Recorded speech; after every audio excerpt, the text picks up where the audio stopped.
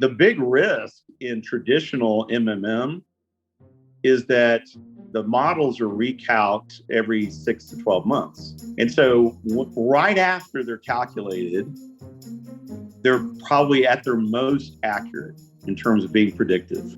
But as time passes without any additional recalculation, your uncertainty about the validity of that original calculation has to take a hit. Welcome to What Gets Measured, a NinjaCat podcast about marketing, performance management, metrics, and effectiveness. Because what gets measured gets managed. I'm your host, Jake Sanders.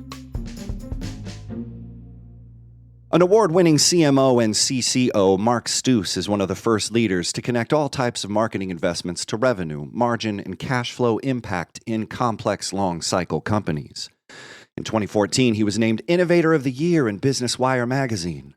Mark is also the CEO of Proof Analytics, a marketing analytics platform that helps CMOs and CFOs bridge the ROI gap by providing cause and effect analytics that show marketing and sales true business impact and financial worth. Mark, thanks for being on the show today. Hey, it's great to be here. Thanks so much. So let's start with an elevator pitch for Proof Analytics. What are you guys doing over there? Who do you work with? So we work primarily with mid-range and enterprise customers, B2B and B2C. The crux of the Proof value proposition is that, for years, the math has existed and the data has existed to do multivariable regression analytics. It's what Procter & Gamble 30 years ago started to call marketing mix modeling when you apply it to marketing. But it has been very difficult to operationalize MMM into the decision-making process. Anyone who's tried knows that it's very slow. The recalculation of the models is high latency. It's like every 6 to 12 months, so that's kind of a problem. It's very expensive, meaning millions of dollars a year. It's very difficult for non-data scientists to understand the output. I mean, you just keep on going, right? And so I was one of the first CMOs, as you noted in your intro, to really adopt an analytics-led approach in big companies like Honeywell and do it very successfully. But we still had to do it brute force, right? We had to essentially hire, a lot of data scientists to be able to get the throughput and the speed that we needed. And so there was a real obvious opportunity to automate it and essentially put a stake through the heart of all those problems in one stroke. And so that's what Proof has been.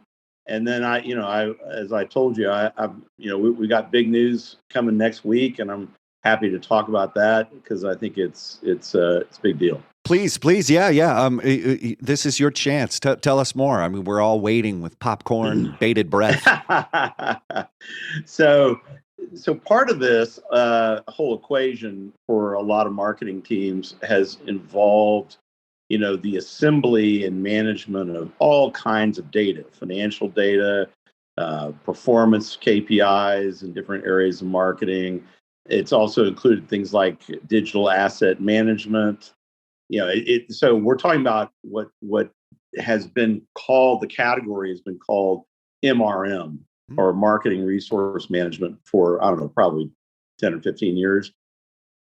This has been a very, very high dollar, very complicated solution for most, if you look at the legacy providers in the space, and it's great. They're great products, right? There's nothing wrong with Primo or Allocadia or any of the rest of them. Sure. But they are very expensive, and they are very expensive also to implement. So the professional services side, very costly. And so you're kind of looking at a $2 million to $3 million bill, depending on the size of your company and what you're trying to accomplish.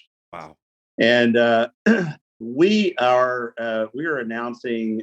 So what we've done here is we have integrated our automated marketing mix modeling into a full-scale MRM tool that uniquely is built on Salesforce. So it's the only one that is native, only MRM tool that's native on Salesforce. there's huge advantages to that in terms of data synchronization and all kinds of stuff like that. Wow. But also, right, it is the first now full life cycle marketing management platform, right? So not only do you have planning and budgeting and approvals and compliance and digital asset management and data management, all that kind of stuff, but you also have the integrated marketing mix modeling, which essentially informs your planning and budgeting every time you cycle through the process.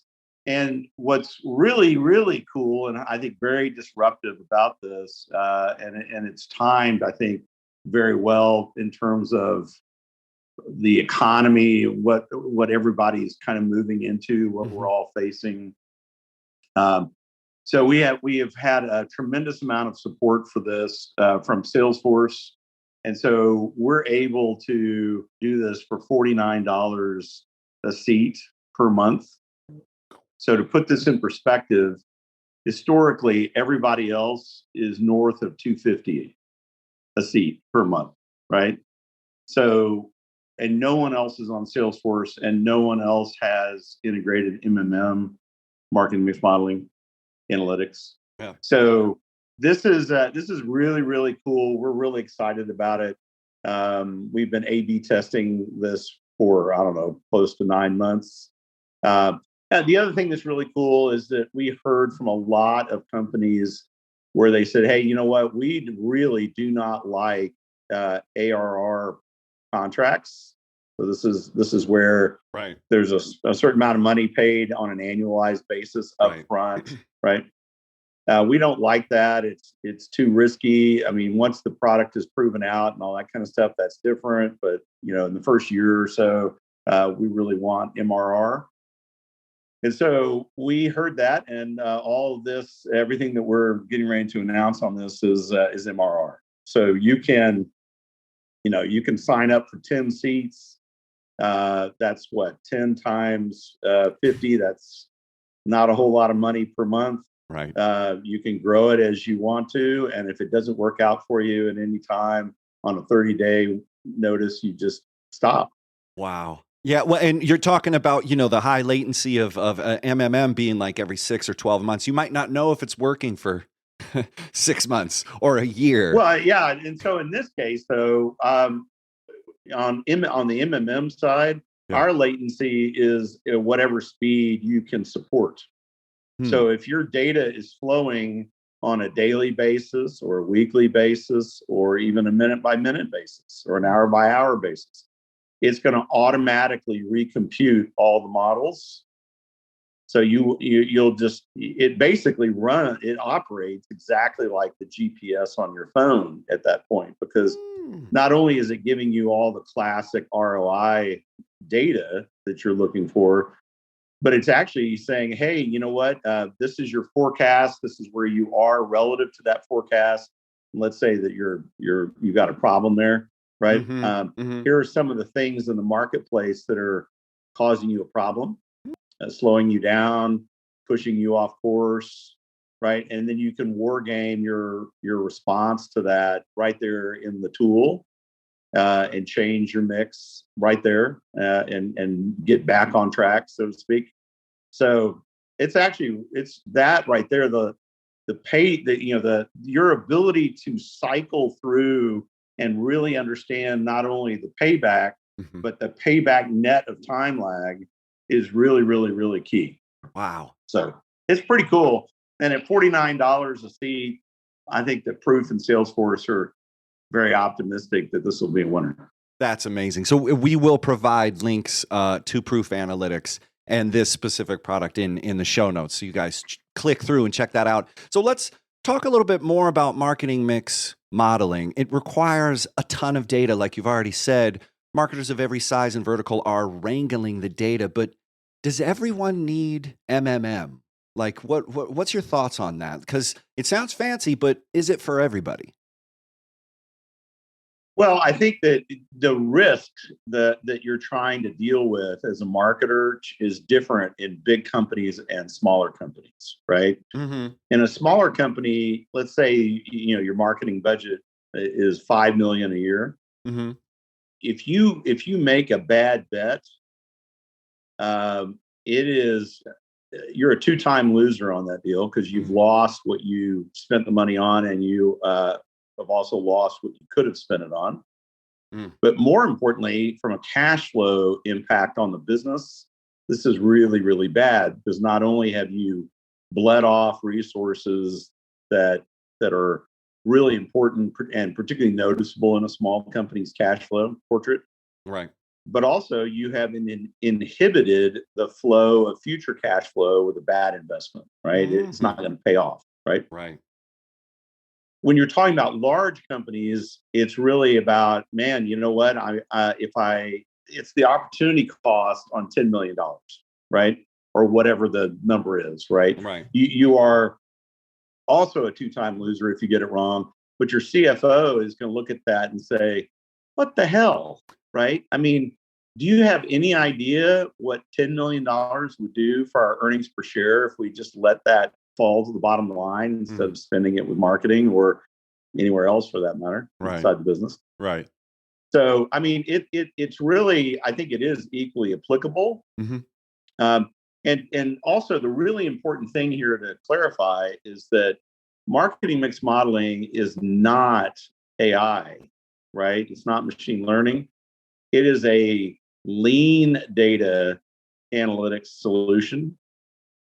So, and it's also, regression math is used in countless areas of investigation. Probably 80% of the world's questions are resolved in one form or another by regression.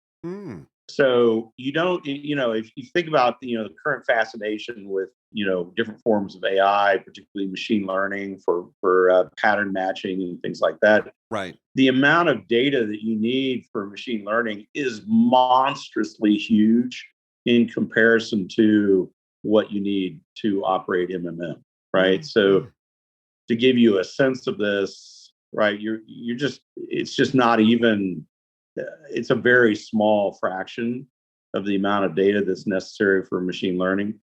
So, I mean, it's just I would say that it's actually very approachable. The key thing here, the most important thing I can say about this is that you have to look at this you have to start with the question in mind. What do I want to know? What question do I want answered? And then you back down all the way through the model, and then the model dictates the data that you're going to need.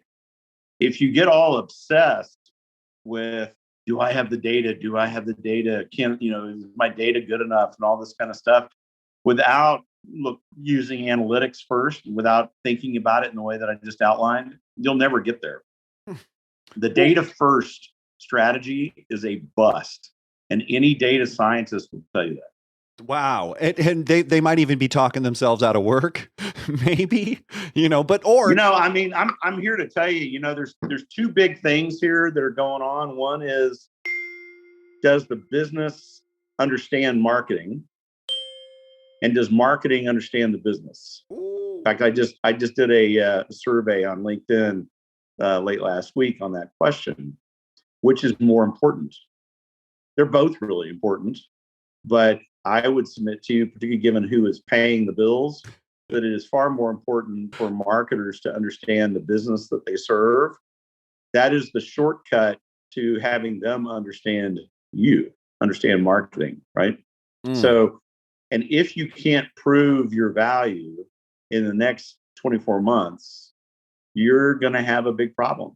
I mean, they're going to look. The reason why C-suites, and I'm a CMO turned CEO, right?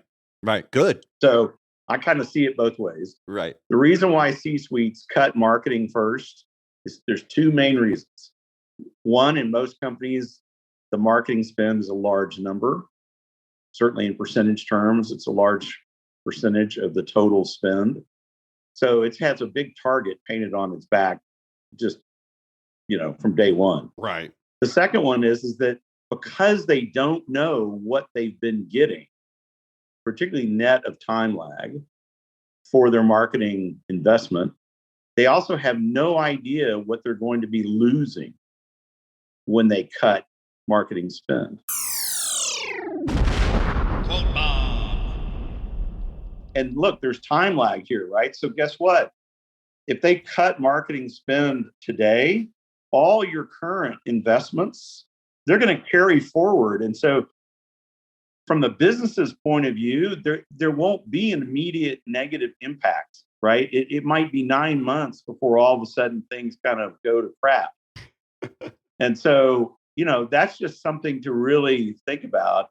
And there's a really easy illustration of this that a lot of people talk about, and that is with different presidents of the United States or prime ministers. Oh, right? okay. Yeah. They come into office, right? And whatever the economy is doing for the first 2 years of their first term, they have absolutely nothing to do with that.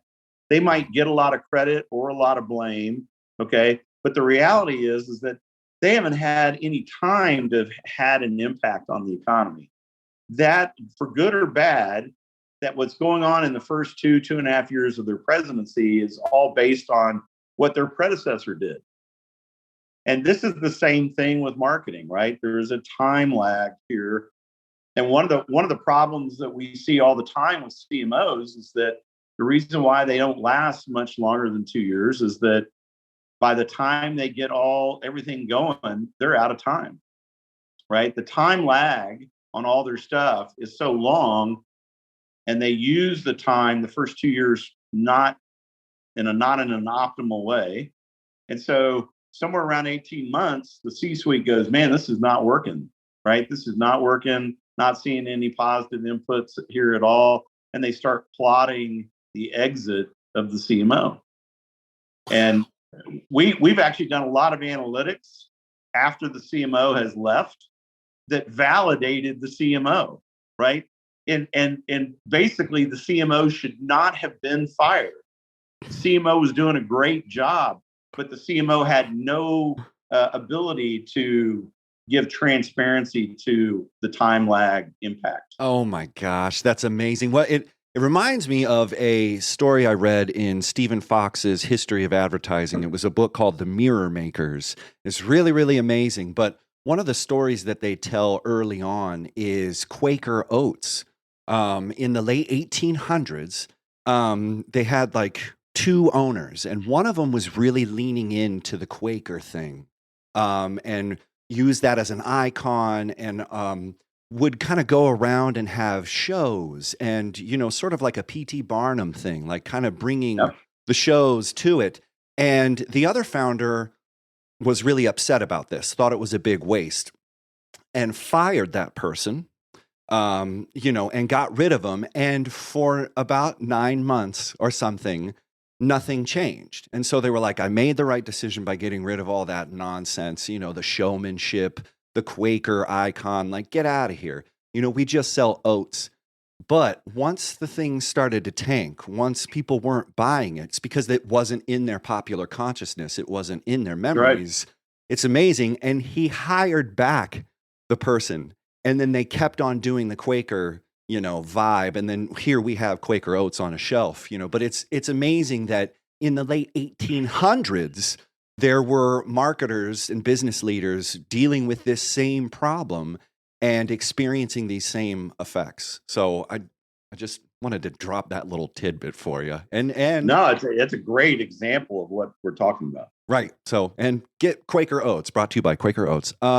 So thinking more about innovation, thinking about that approach to selling oats through, a popular character, that's an innovation, sort of. That's a different way to approach things. And you've been recognized as an innovative figure within the marketing industry.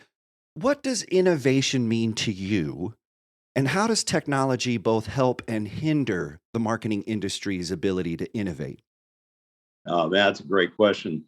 So innovation to me, just like creativity, in a traditional marketing kind of framework, is nothing more and nothing less than problem solving.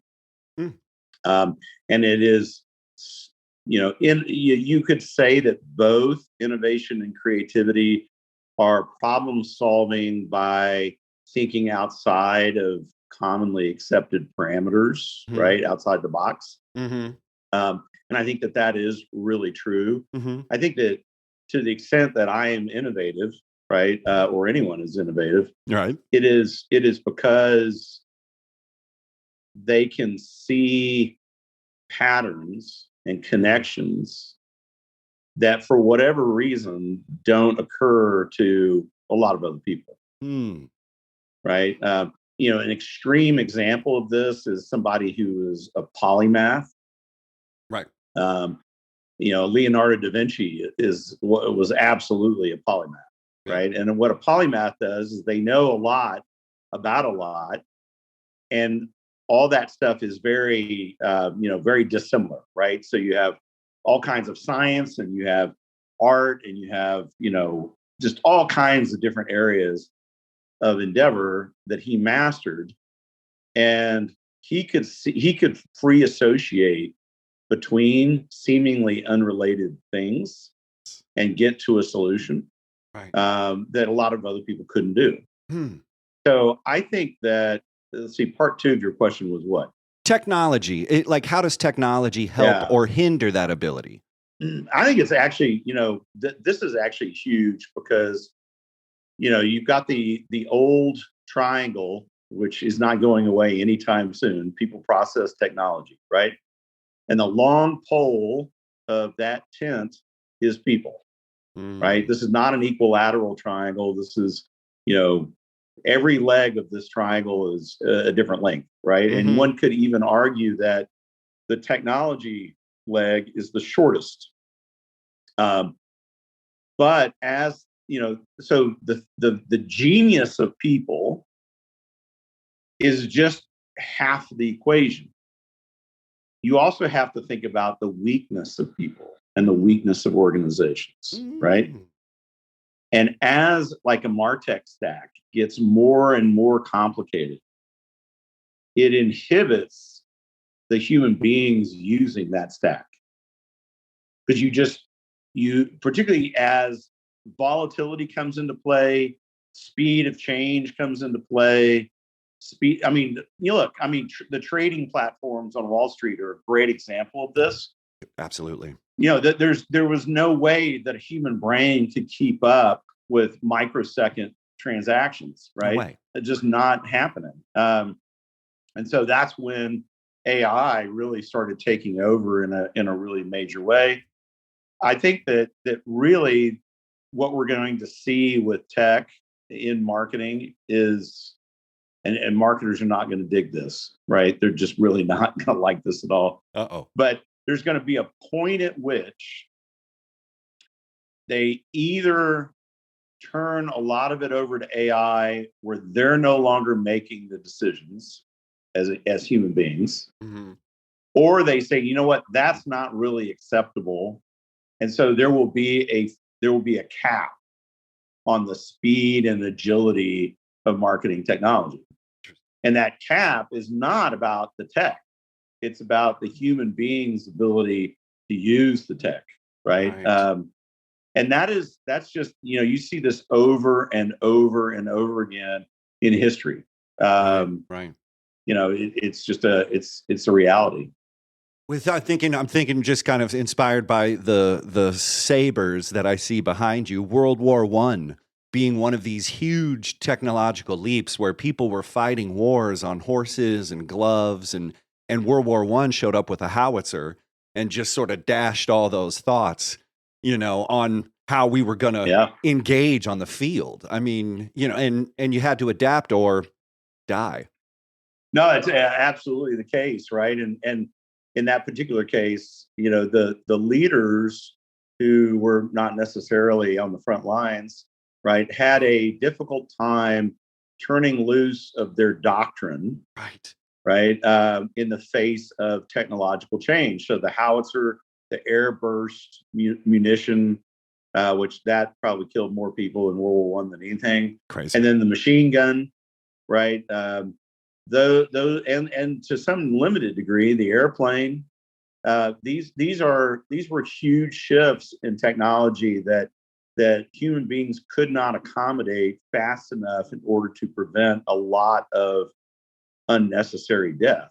Right. Yes. And that's a great example of what we're talking about, right? I mean, there's that old saying, right? And it's an old saying because it's really true. You know, we all are fighting the last war. I mean, I'm trying really. I mean, I'm as guilty of that because I'm a human being as anybody. That maybe the difference is that I'm aware of it, and I actively work to not do that. Right? I don't assume that anything that I grew up with as a marketer or even as a business leader is still true. So let's get more towards maybe some parables or stories that you can share from your experience working with this. Do you have a Cinderella moment to share, or an instance where the work you're doing with marketing data got just insane results with a client? And also, do you have a horror story where things went real south? Yeah, I mean, the horror stories are when they kind of take two forms, right? One is that the customer doesn't really have the will to do the work that's necessary. Yeah. And we don't have a lot of those anymore because we do a really good job engaging with prospects up front. And if it's pretty clear that might be an issue, we raise it up because we don't want an unsatisfied customer. Right. But the really big one is when they don't like the results of the analytics. The good news is that really doesn't happen very much. I mean, the 80-20 rule is alive and well, and Right. 85% of your marketing investments are probably kicking ass and taking names, right? Right. But there's that 15 to 20% that's not. And you also have to remember that, particularly in the last, say, 3 years, the market conditions have been changing rapidly. And so this is like we were just saying, right? What worked 3 years ago doesn't really work, or doesn't work in the same way that it, today. Right. So people, marketers, great marketers, they, whether they kind of meant to or not, right? It's not, I'm not, this is not a personal indictment at all. Okay. Right. But they have adopted kind of an intuitive approach to decision making, and they know what their experience has been in the past. They know what they think they've seen work and not work in the past. And a lot of times there's a lot of truth to that, obviously. But as we saw during the COVID period, if you look at the analytics for customers of Proof across 2019, 2020, 2021, and 2022 year to date, they're all different. If you had used 2019 to plan 2020, or even 2020 to plan 2021, which would have been maybe more logical, right? Right. Oh, yeah. You would have been way out, right? It would have busted. And so a lot of people are dealing with that reality. And so it's hard. It's a tough blow to the ego, because we all like to think of ourselves at some point in our career as sort of the master of the universe of our domain. Domain. Right. And, but I got a news flash, right? And it really shouldn't be that big a surprise anymore, not after the last 3 years. But past is not prologue. It's just not. And so if you are not pursuing whatever it is you're doing on an analytics-led basis, and that really means with a forecast, with a computed forecast that then is recomputed as the future becomes the present, so that you see whether or not your reality is aligning with the forecast and why or why not. If you're not doing that, you've got a big problem. Well, and talk about the Cinderella moment. Is there a client that you had on and they were struggling and then it just went straight to the moon? Like is there? Yeah, no, I actually in the same kind of vein, Johnson Controls, so competitor to Honeywell, same kind of company, has been a customer for a long time, and their forecasted models, or the forecasts generated by the models, in late 2019 started to indicate that certain investments were going to start tapering off in terms of their effectiveness Interesting. in the first and second quarter of 2020. And of course, nobody knew why. Right. But you don't have to know that there's COVID, and you don't have to be measuring specific things about COVID. Stuff is already filtering through the system as far back as October, November of 2019. Yeah. And the models can pick up on this, right? And so that, like a super easy one, which in retrospect, everybody goes, well, no, yeah, duh, duh, right? yeah, but, right. but on a forecasted basis, right? Historically, field marketing events had really worked great for Johnson Controls. And then it started showing that it was petering out. And everyone was like, wow, and so there were a lot of conversations in like December, January about, is a problem with our messaging? Is a problem with, something changed? And then all of a sudden, people started becoming really aware of COVID. But you remember, our knowledge of COVID is a lagging indicator of all these effects that were already happening in the marketplace, right? Wow. Yeah. So we always realize stuff last, right? and hindsight 2020, that number checks out. Yeah. But they were able to look at that and have the courage of their convictions around the analytics. Wow. And they began to divest from those investments, right? So they paid penalties to get out of trade shows. They did, this is all in like December, January kind of time frame, right? Wow. January of 2020. And so they were able to save $6.5 million. So then fast forwarding and reuse it more effectively, right? So fast forwarding to July, August of 2020, finance at Johnson Controls started really tightening the screws big time, and they proposed a gargantuan, in percentage terms, budget cut for marketing there. And our customers were able to show them the analytics, show them what was really going on. And the final cut was way less. And they said, hey, you know what? Not only do you obviously have your act together, but we can see, based on the time lag calculations of all this stuff, that what we would be giving up in a year or 18 months is stuff we do not want to give up. And so we're going to go find the rest of the money somewhere else, right? Wow. And they would have been the first, meaning Johnson Controls marketing would have been the first to say that without the analytics, they would have taken the full cut. Wow.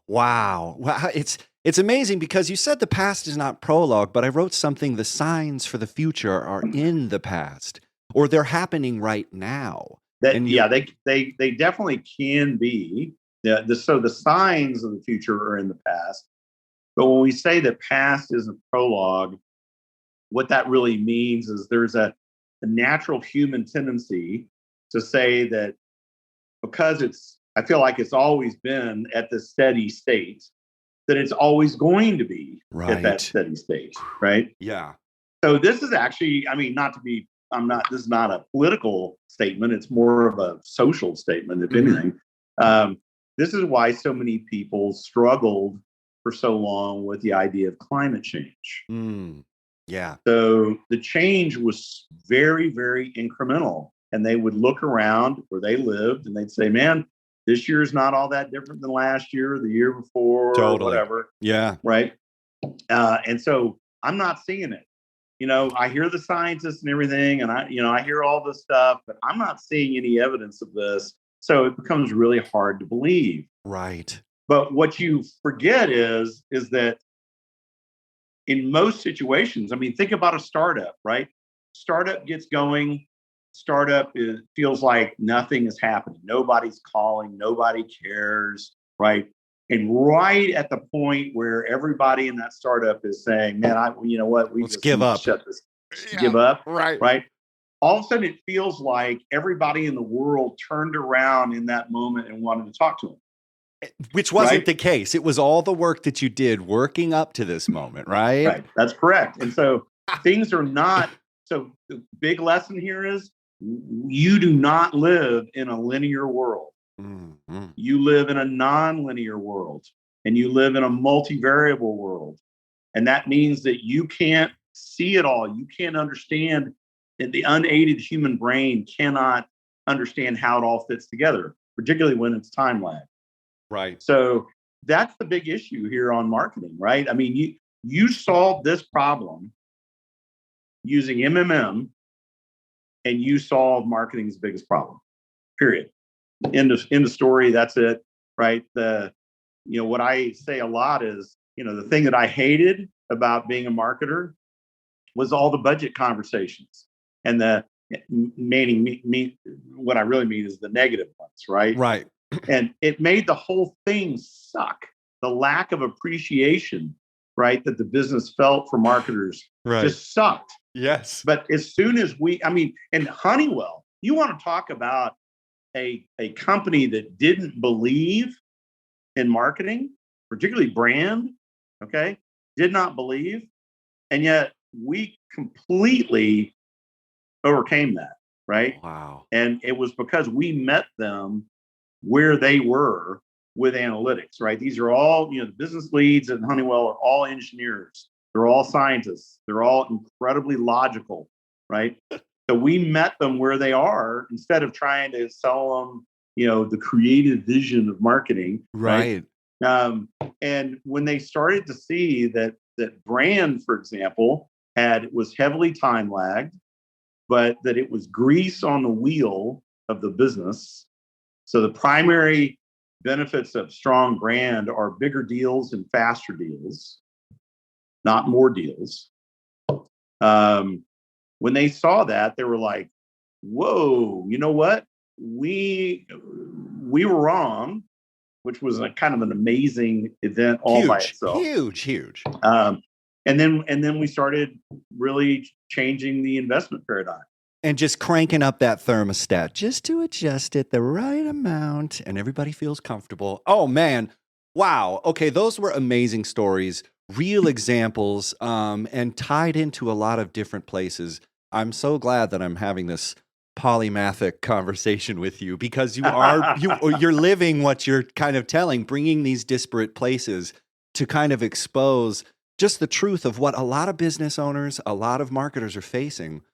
I'm just so grateful for that. So let me also just say ahead. This. So for me, psychologically, emotionally, it's a thrill, right? Yeah. The polymathic process, which is, I'm not saying I'm a genius or you're a genius or anyone's a genius. Okay. Right? Well, yeah, I mean, but the ability to connect all these dots and make better decisions as a result is a total thrill. Right? Thrill. I mean, because like this one CMO that I was talking to several months ago, he said, look, he goes, the thing I really like about this is that it means I'm never wrong. Right. And I kind of stopped for a second. I kind of had to think about that. And then I realized what he was talking about. So this is, a lot like proof is a lot like a GPS on your phone. Right. And are you ever wrong using your GPS? No, you're not. Right. Because wrong would be you don't arrive at your destination. Right. Right. So the GPS will say, okay, this is where you are. This is where you need to go. It's tracking your progress, and it's tracking everything around you that might impede or accelerate that progress. And then all of a sudden it says, hey, man, there was an accident up ahead. All this traffic is stacking up. We need to reroute you, take a left, take a right, take a left, that's what he meant. As opposed to holding an old style map, right, and asking for directions, right, means you are going to be wrong. Or you'll just take longer to get to the places you need to go. I mean, you might get there, right? But if you've got a business dinner and you're an hour late because you made bad calls, something tells me that whoever you're meeting with is not going to be optimized to listen to your sales pitch. That's a generous way of phrasing that, Mark. So we've hit on all these amazing topics. You've given us amazing stories that are applicable and approaches for marketing mix modeling that make it seem like an aid to help. You not only just blindly follow it, but fill it with the right questions, and more like not problem solving, but more like problem finding. So all of that's great. But if you, Mark, had to create just a bumper sticker for marketers about analytics, what's your one piece of advice for the audience in regards to what we've talked about today? Well, it wouldn't necessarily be about analytics. It would be something like this, right? That accountability plus predictability equals success, right? So what the business wants from you is they want to see evidence that your finances are in order, your data is in order, that you are, within compliance parameters on how you're managing your digital assets. So all that kind of stuff, that's MRM, right? And then you've got MMM, which is all about proof of impact. It's all about predictability. It's all about being able to forecast and call the shot, right? I mean, I saw Top Gun Maverick, last weekend. Awesome. Yep. Amazing that 34 years later, the sequel's better than the original. That's what I've heard. Look at the past is not prologue, friends. Hello. Past is not prologue, right?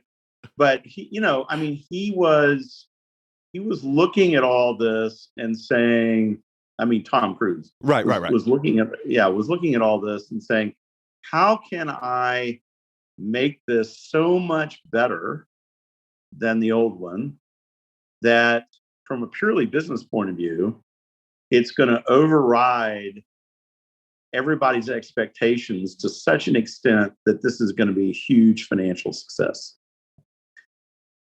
That is really what you're after as a marketer, right? You want to be able to understand the past, and you want to be able to accurately predict the future, not just in a static way, right? But dynamically, which means you predict and you repredict and you repredict and you repredict. So this is the GPS analogy in a nutshell, right? And that's exactly, Cruise was actually talking about this on the interview that I saw, because he said, one of the reasons why it took me 30 years to make this movie is that I realized what needed to be done, but I realized it very incrementally. Right. So what you said earlier about making lots and lots of incremental changes as opposed to a hard right turn, right? That's the way that this operates, right? You're just constantly adjusting. And so that right there, those two things together, the accountability and the predictability, that is solid gold to your C-suite, right? If you are operating in that way, you will have no problems. And that goes back to your guy saying, I'm never wrong. It's not that he's, never wrong. He just has something, a touchstone to inspire. And what I wrote was that you keep pinging your environment to bring context to the content. So without that, you're not going to make any good moves, but everybody's obsessed with a big pivotal move. We got to make a move. And you're like, if you can adjust slowly and then you bring it to the right course, you're much more set on the path of success. And your risk levels are also reduced tremendously, right? So the big risk in traditional MMM is that the models are recalced every 6 to 12 months. And so right after they're calculated, they're probably at their most accurate in terms of being predictive. But as time passes without any additional recalculation, your uncertainty about the validity of that original calculation has to take a hit, right? And so then when you calculate it 6 or 12 months later, it's always a hard right. But the problem is that it's also too late, right? So one of the things that's really tough about traditional MMM is that when you get the forecasts and you're recalculating every 12 months or every 6 months, even the forecasts are in the past, right? That's not the way it's supposed to operate. That's not creating value, right? And so, that's the virtue of proof, right? Is the clock, you've got to be as fast or faster than the clock speed of the business. And most businesses measure stuff at their clock speed. So if you can use that as the trigger for the recalc of the models, you're gold. Man, this has been amazing. I can't thank you enough. People maybe want to connect and learn more about proof analytics, more about Mark, more about your approaches and thinking. Where can people find you online and learn more about you? So first of all, company website is proofanalytics.ai, just like it sounds. I am really active on LinkedIn. And so you can reach me there at any time, privately or not, and I will answer. You can absolutely depend on that. I'm also on Twitter. It's my Twitter address is @MarkStouse, MarkStouse, and so those are probably the two best ways to reach me. And hope to hear from you. I think we can really do it. We help so many people and so many teams that it's always a bummer when somebody doesn't want to be helped or doesn't think we can help them, because we really can. Cheese or chocolate? Are you ready? Yeah, sure. Okay, so cheese or chocolate? Cheese. Rock or classical? Ooh, that's tough. I would have to go with rock, but I'm a huge opera fan, which at the time was the equivalent of rock and roll. Totally huge. Yeah. Yeah, like Kiss on stage, pyrotechnics, all that stuff. Right. Yeah, absolutely. Summer or winter? Oh, that's a really great question. I think for most of my life, I would have said winter. But I really enjoy summer today a lot. But I kind of, living in Arizona, summer can be a little daunting from time to time. Yeah. So, summer, how about summer in Laguna Beach is kind of my thing. I think that's everybody's thing. All right. Next one, wine tour or wine about tours? Well, I'm a huge wine guy. So I would have to say the wine tour. I would have to go with that. I have, so you and I were talking about history earlier. Mm-hmm. So avocationally, I am a medieval historian, like a for real one, right? Cool. So I work with a lot of original texts, and I kind of specialize in the 15th and early 16th century, primarily in France and England, right? Oof. And I have been known. My wife gives me a really super hard time about this when it happens, but I've been known to take over tours where the tour guide doesn't know what they're talking about, or generally is boring, and it just frustrates the hell out of me. And so I just kind of tend to slide into the thing. Right? So I think it's probably wine about wine tours. Maybe that's your answer. Real hybridized solution. Very interesting that you came to that. All right, keep going. Stevie Wonder or Stevie Nicks? Oh, Stevie Nicks. Okay, that's a landslide answer.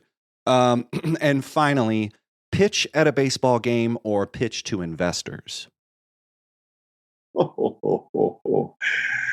Well, I think a lot of people would say that pick number two, because Right. I generally have been pretty successful with it, but I actually don't enjoy it very much.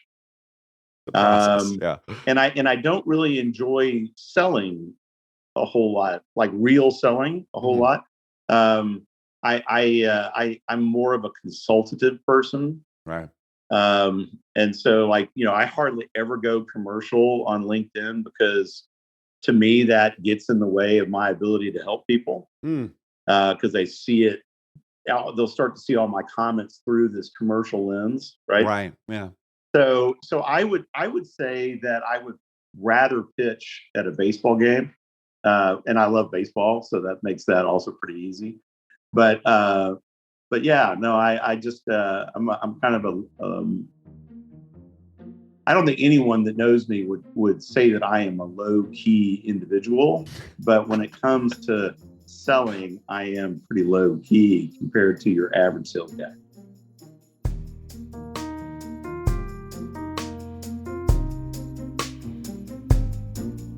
What Gets Measured is a NinjaCat podcast. Please rate and review the show wherever you find your podcasts. Share this episode on social, and visit us on the web at ninjacat.io.